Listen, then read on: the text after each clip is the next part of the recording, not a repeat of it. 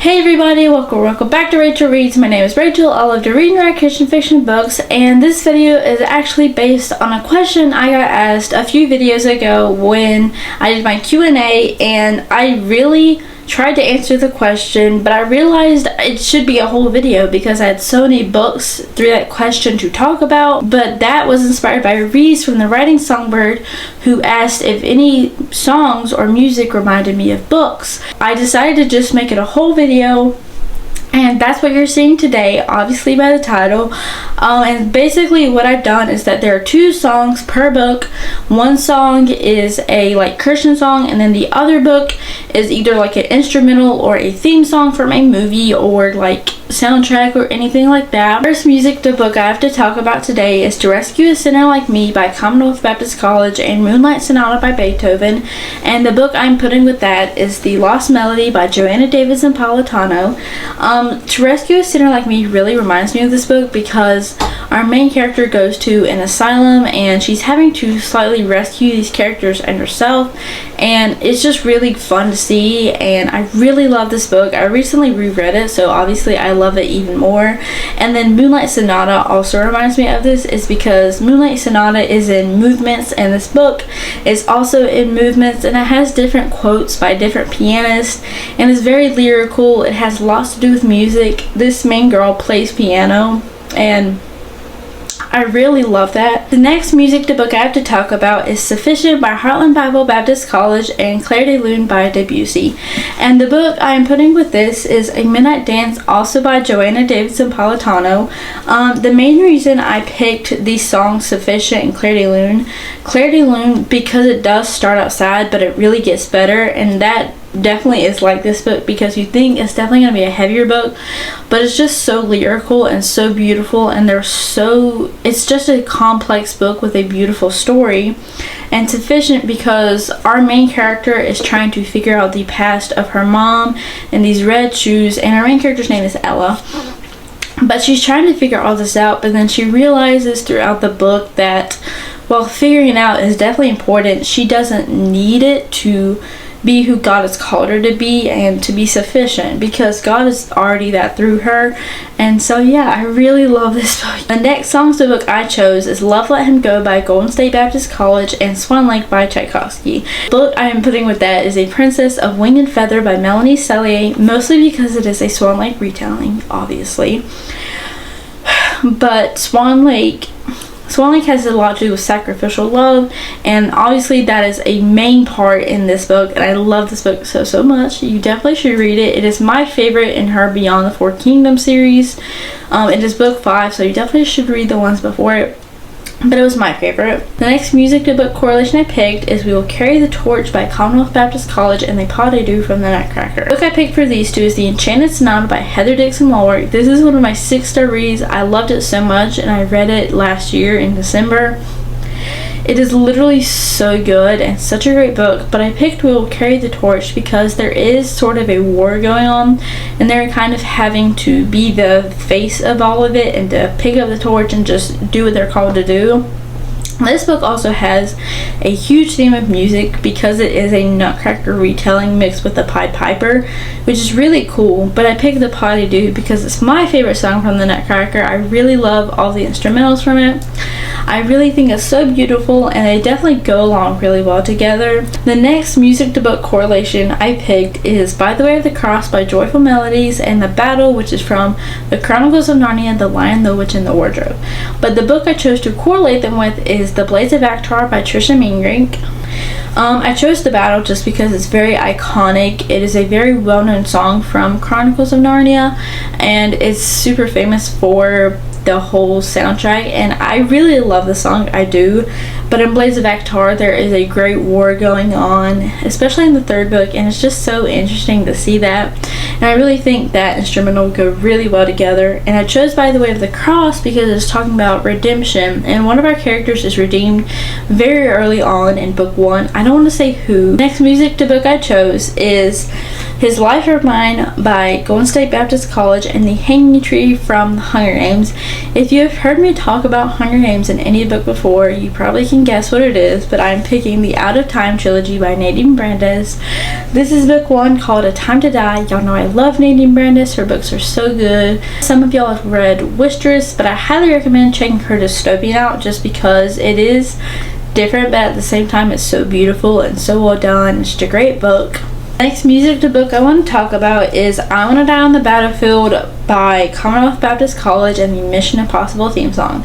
Now this is another chance for you to guess what book I've talked about with Mission Impossible so much. If you can't guess, it's The Griffin Heist by James R. Hannibal. Let me pause real quick. How many of y'all knew he had a fantasy series?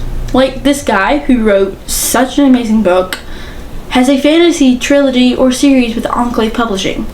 I did not know that. I want to read it. I'm not going to say more because I need to talk about The Griffin Heist. But the main reason I chose Mission Impossible and The Griffin Heist, because essentially The Griffin Heist is like the Mission Impossible stories, but it's Christian, which is like so cool in my opinion. I'm just saying, like, it's so cool. But there's a lot of great faith content in the book. And obviously the Mission Impossible theme song goes along with the movies. I also picked I Want to Die on the Battlefield because, you know, it is high action. People could die. I'm not saying they do, but people could die, okay? And, you know, they are in this, like, high action chase, twists and turns. You don't know who to trust. Someone could probably die. So, yeah.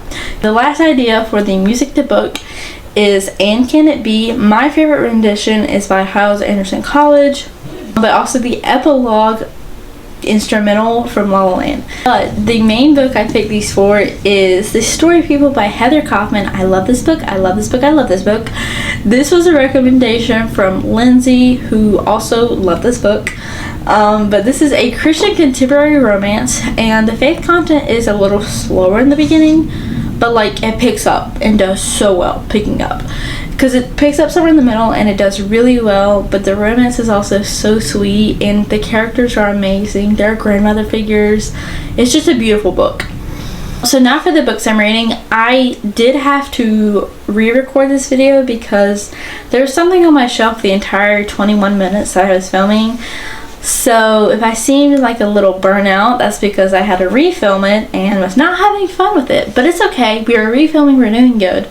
But what I might do, because I did talk about what I'm reading in that video, I think I might just go ahead and like hold up whatever it was I was talking about, and just like pause my frame on it and then let the voiceover me, who didn't know she was going to be a voiceover, talk about it. And then I'll come back for the outro. So let me just go ahead and grab everything that you need to see. Currently reading Resistance by J.L. Knight. I recently read Half-Blood, which is a prequel novella. I can't get Tyra on Kindle Unlimited, which is fine. But I am planning on binging this soon. And then what I'm reading as a book is really exciting. Although I ordered it in like November, thinking it would come by Christmas, because it's not a Christmas book, but it is a winter book. But I am reading A Soul as Cold as Frost by Jennifer Kropp. I love this so much. It is so good and so whimsical and exciting. The best way I could describe it right now, but I'm only 190 pages, but the best way I would describe it is a cozy epic portal fantasy. None of that goes together, yet this book makes it go together. The prose is beautiful. It feels very lyrical, but at the same time, so much has happened and it does not feel like I'm 190 pages in the book. And that's a good thing, because I'm flying through it without realizing it, and I want the rest of the books. But we are following Helen Bell. She is giving this orb, and then a lot of stuff happens from there. At first it was really confusing, but at the same time, once I got to a certain point, I was like, oh, it all makes sense now. Will that continue to happen? Probably not, because there are like 50,000 things happening and I'm still confused. But at the same time, I'm not confused. It's really weird in that way, that it's super confusing and super not confusing. But my favorite part, actually, well, besides the characters are great. My favorite part is the allegory. The allegory has really shown up a lot, and it's like the first book. And I really like this one because if you are a Christian, you 100% could see it. Like, it is right there. It feels very, not labeled per se, but very prominent. Like, one of the first things I noticed, there was this mention of kings and queens, and there were mentioned 3 kings from the east, and we don't know if there were 3 wise men. We do know wise men came from the east, and I was like, wow, that's cool. And then it just kept happening from there, and there were so many things from the Bible brought up in this allegorical way, and it's only the first book, and it's so good. And then the last thing I want to talk about is what I'm reading in my Bible.